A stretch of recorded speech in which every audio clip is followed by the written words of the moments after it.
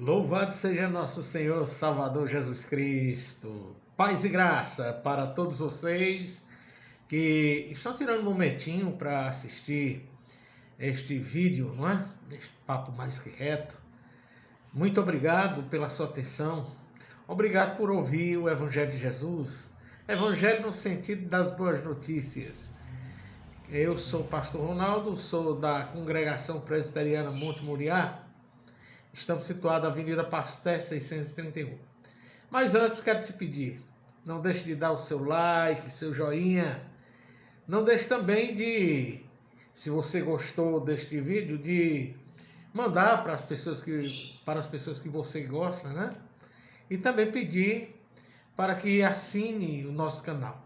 Afinal de contas, a finalidade deste vídeo não é enaltecer este pastor que está a falar com você, pastor Ronaldo, e sim o Evangelho de Jesus, as boas notícias de Jesus. Ele que é digno de toda glória, toda honra, todo louvor. Jesus, queremos enaltecer a Ele. E prefiro andar na filosofia de João Batista, que eu diminua e que Cristo cresça. Isto para eu é o suficiente. Talvez você diga aí, para eu não, pastor, para mim, para eu é o suficiente. Para você também. Louvado seja Deus. Queridos, papo mais que reto, vamos abrir a nossa Bíblia em João, Evangelho de João, capítulo 4, versículos de 31 a 38. Leia comigo se você já estiver com a sua Bíblia aberta. Diz assim a palavra do Senhor. Nesse interim, os discípulos lhe rogavam, dizendo: Mestre, come. Mas ele lhes disse: Uma comida tenho para comer que vós não conheceis. Diziam então os discípulos uns aos outros: Ter-lhe-ia, porventura, alguém trazido o que comer? Disse-lhe Jesus: A minha comida consiste em fazer a vontade daquele que me enviou e realizar sua obra. Não dizeis vós que ainda há 4 meses até a ceifa? Eu, porém, vos digo: erguei os olhos e vede os campos, pois já branquejam para a ceifa. O ceifeiro recebe desde já a recompensa e entesoura o seu fruto para a vida eterna. E desastre, se alegram tanto o semeador como o ceifeiro. Pois no caso é verdadeiro o ditado: um é o semeador e o outro é o ceifeiro. Eu vos enviei para ceifar o que não semeaste. Outros trabalharam e vós entrastes no seu trabalho. Até aqui. Pronto, tá bom demais. E nós queremos falar hoje ainda dentro da perspectiva, né, do campo, né, das metáforas que Jesus falou. Nós queremos falar ainda sobre este assunto que é tão importante. Jesus sempre se dirigiu ao seu povo por parábolas, né, por metáforas, figuras de linguagem, né? Muitas vezes ele falava de forma que o povo não conseguia enxergar o espírito daquilo que Jesus estava falando. Mas era a proposta de Jesus fazer dessa maneira. E outros que eram simples, homens simples, né? Incultos, muitas vezes entendiam o espírito do que Jesus estava falando. Mas Jesus falou para todos os povos. A finalidade foi sempre o reino de Deus, o reino que ele vai estabelecer, ou se não, se já estabeleceu. É o reino dele. E nós queremos hoje também estar trazendo neste papo mais reto uma palavra também relacionado à terra. É isso mesmo, né? No domingo passado nós falamos sobre a metáfora, né? A metáfora da lavoura, né? Da igreja ser uma lavoura. Nós baseamos a leitura em 1 Coríntios 3:9. E hoje estamos trazendo sobre exatamente a ceifa e o ceifeiro. E eu quero que você esteja atento ao que Jesus está falando a você. Fala a mim também. Se a palavra de Deus não falar a mim, aí eu vou ficar sem entender. Eu preciso entender o que Jesus quer na minha vida, o que Ele quer para eu, o que Ele quer falar para os meus irmãos. E é preciso nós nos mantermos conectados a Ele por meio da palavra e oração, oração e palavra. Então vamos lá, papo mais que reto. Primeiro eu quero dizer, melhor fazer-te uma pergunta. Qual é o objetivo principal aqui desta parábola de Jesus? Qual o sentido de que Jesus está trazendo esta mensagem? Antes eu quero dizer o seguinte, eu quero me reportar a leitura como se fosse o campo. O campo, o mundo é o campo onde nós devemos estar para levarmos e trazermos os frutos de Jesus. Mas qual é o objetivo principal de que Jesus ele está a falar desta maneira? Eu quero, para abrir aqui o nosso entendimento, focar agora dos versos de 31 ao 34, onde ele diz que Jesus estava no meio dos discípulos e os discípulos disseram, mestre, come. Obviamente é sempre bom estarmos com o estômago cheio, barriga cheia, é sempre bom. Mas Jesus aqui, naquele momento, ele aproveita da ocasião para falar de uma grande verdade. O alimento daqui que nós nos alimentamos perece, não é verdade? Nós comemos e o final é excretar. Mas Jesus está falando de um alimento melhor do que o que nós nos alimentamos no nosso dia a dia, que também não pode faltar. Ele está dizendo que a comida que ele prefere se alimentar dela, está lá no verso 34, olha aí bem, o principal alimento que ele quer se alimentar, o que ele se alimentou, foi exatamente fazer a vontade de Deus, realizando a obra dele. É isso mesmo, meus queridos irmãos. Muitas vezes nós estamos muito ligados a este momento, nós estamos ligados ao externo, ao exterior, nós estamos ligados apenas àquilo que os nossos olhos conseguem enxergar. E nos esquecemos de visualizar o algo muito mais além. Jesus está ensinando. Jesus está dizendo algo para nós. Jesus está dizendo que nós também precisamos de nos alimentar do verdadeiro alimento, que é fazer a vontade dele, a vontade do Pai. É de nós realizarmos a vontade do Pai. Você já parou para perguntar a você qual é a vontade de Deus na sua vida? Você já parou para perguntar a si mesmo qual é o desejo de Deus na sua vida enquanto você, cidadão do reino de Deus? Já perguntou? Pois é. Se não, pergunte-se. E certamente também você vai ter a resposta, a mesma que Jesus teve. A vontade do Pai, o alimento que Deus quer te dar, é o desejo de você estar fazendo a vontade dele. Mas qual é a vontade do Pai? São tantas as vontades de Deus que nós encontramos, por exemplo, na palavra dele, na Bíblia Sagrada. É isto mesmo. Você quer saber qual a vontade que Deus quer que você realize? O que você tem de realizar está aqui. E não é difícil você localizar. Por exemplo, A vontade de Deus é que você saia da sua redoma. A vontade de Deus é que você caia em campo. Até porque Ele já plantou a semente. Ele já plantou nos corações das pessoas. É disto que esta palavra está a falar.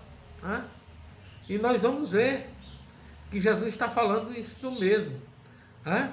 A vontade dele é que você, por exemplo, fale do que Jesus é capaz de fazer na vida do pecador, resgatando-o, livrando-o do inferno, livrando dos falsos messias, dos falsos profetas, daqueles que dizem-se ser a verdade e na verdade não são, porque só há uma verdade, Cristo. A vontade de Deus é que você possa estar conectado a Ele através do Espírito Santo dele. Segundo, queridos, eu quero que você possa estar focando lá no verso 35, onde diz assim: não dizeis vós que ainda há 4 meses até a ceifa? Eu, porém, vos digo, erguei os olhos e vede que os campos, pois já branquejam para a ceifa. Há pouco tempo eu dizia que Jesus já plantou a sua semente, a sua divina semente, a semente do Evangelho, da verdade, das boas notícias. As boas notícias é que Jesus morreu exatamente por você. A verdade é que Jesus já fez o trabalho, a obra que tinha de ser feito por ele. O sacrifício dele foi pleno. Atingiu o objetivo, a meta e o objetivo foram atingidos. E Jesus está dizendo aqui de uma forma, também de uma figura de linguagem, comparando estas verdades, né, ao campo que foi plantado, onde as pessoas plantaram as boas sementes. E ele está dizendo, olhe para o campo. O agricultor, ele sabe quando ele planta, quando a terra está própria para plantar. Primeiro ele prepara a terra. O agricultor sabe quando se deve plantar, como se deve plantar, e ele sabe quando se deve colher. O agricultor não sai para colher o fruto antes do tempo, não. O agricultor vai no tempo certo.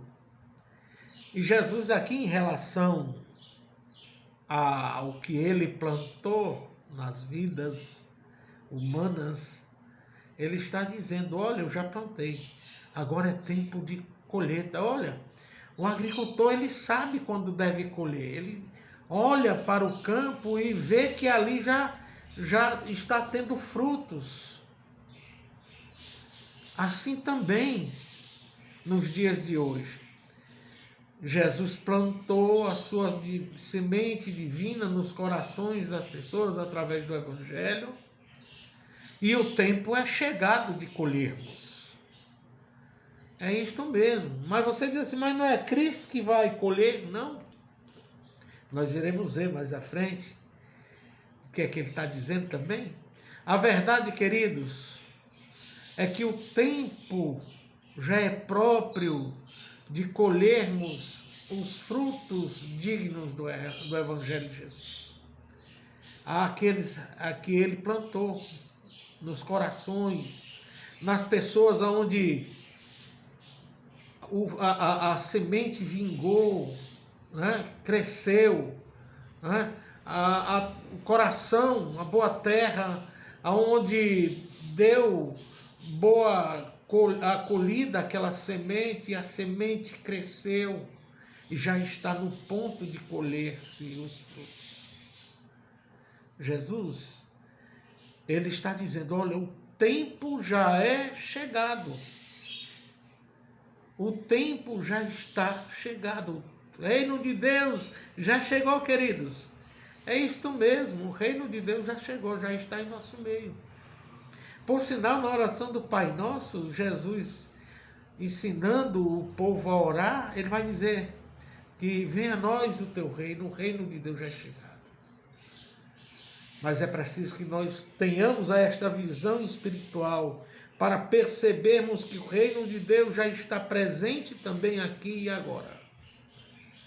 Resta-nos colhermos os frutos.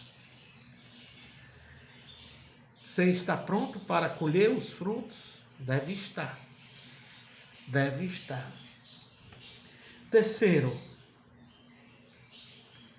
lá no verso 36 diz assim: o ceifeiro recebe desde já recompensa e entesoura o seu fruto para a vida eterna.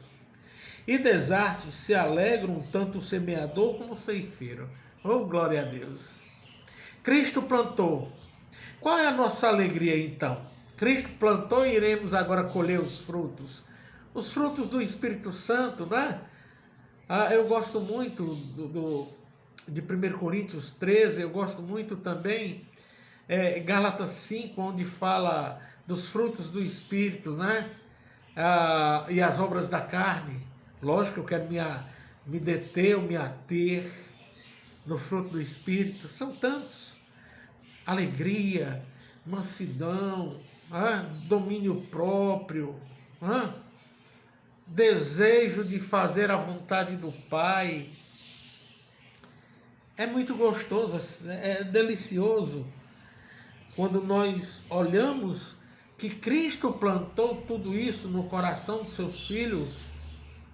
Em cada coração, Jesus plantou a sua palavra através do Espírito Santo, através de alguém que falou, e o Espírito Santo trabalhou na vida destas pessoas, aonde muitos evangelizaram através da palavra, e a palavra foi bem acolhida, né, nesta terra chamada coração, e hoje está crescendo. Mas o melhor que ele está dizendo aqui é que ele fez isso e nós apenas colhemos. E por colhermos também nos alegramos. Nos alegramos. Tanto quem semeou, Cristo semeia, quanto também aqueles que ceifam. Porque trabalhamos, fazemos tudo para a glória de Deus. Não é para o louvor do homem. Não é para nós mesmos. Não é para a locupletação do ser humano, não. É para dignificarmos cada vez mais o reino de Deus em nosso meio. É a presença de Deus em nosso meio, é a presença do reino de Deus em nosso meio. Queridos, nós precisamos atentar. E eu sempre tenho dito isto lá na igreja onde pastoreio, não é? Não há uma alegria... Não há uma maior alegria do que esta, sabermos de quem ouvimos e de quem somos dele. Temos a salvação, de que Cristo nos salvou. Não foi o homem salvo pelo próprio homem, pela sua própria vontade, pelas suas próprias obras, não. Mas o homem salvo pela obra de Cristo na cruz. Quando ele derrama o seu preciosíssimo sangue para lavar, purificar aos seus chamados. Não há uma alegria maior do que sabermos que somos filhos de Deus. Mas talvez você daí me diga, mas como filho de Deus, como é que eu, podendo ser filho de Deus, passo por situações que eu não queria passar, situações divergentes, situações adversas? Como é que eu passo por tribulações? Como é que eu passo por tentações, por privações, por tudo isso? Nós precisamos estar conectados ao reino de Deus, ao Evangelho de Cristo. O próprio Cristo disse que ele venceu o mundo. Foi ele que venceu. Ele disse ainda mais, neste mundo tereis aflições, mas tende bom ânimo, porque eu venci o mundo. Lógico, queridos, um dia esta fase também passará da nossa vida. Até porque tempos virão que não haverá O Apocalipse vai dizer isso, Apocalipse 21, por exemplo, vai dizer que não haverá mais choro, não haverá mais lágrima, não haverá mais tristeza. O próprio Deus, por meio de Cristo, enxugará as nossas lágrimas. E será alegria perpétua, alegrias eternas. Porque Cristo plenificou esta vida eterna em nossa vida. Aqui é ainda momento de passarmos por tribulações, por tentações, por privações, por percas, por dores, por morte, por tudo que não queríamos passar. Ainda é tempo de estarmos passando. É a consequência da vida ainda adâmica que existe em nós, né? Da natureza adâmica que existe em nós. Mas o final será alegria. Alegria eterna. Porque foi Ele mesmo que nos deu, por meio da morte de seu Filho Jesus. Foi Jesus que nos deu e nos dá a vida eterna. E quarto, eu quero dizer o seguinte, lá no verso 37, 38 diz: pois no caso é verdadeiro o ditado, um é o semeador e o outro é o ceifeiro. Eu vos enviei para ceifar o que não semeaste, outros trabalharam e vós entrastes no seu trabalho. É isto mesmo. Figuras de linguagens, né? Metáforas, parábolas, hipérboles, né? São figuras e outras figuras de linguagem, né? A verdade é que Cristo já trabalhou. Depois de Cristo, os apóstolos trabalharam. Antes de Jesus, quem trabalharam foram os profetas, né? Os profetas, eles trabalharam em nome de Jesus, em nome do Pai, em nome de Deus. Na época de Jesus, ele trabalhou. Seus apóstolos trabalharam. Seus discípulos trabalharam e continuam trabalhando. Trabalhando para que a ceifa aconteça. Mas a verdade é que o semeador, ele que semeou Cristo, por nosso meio trará a todos os que irão render-se aos pés dele.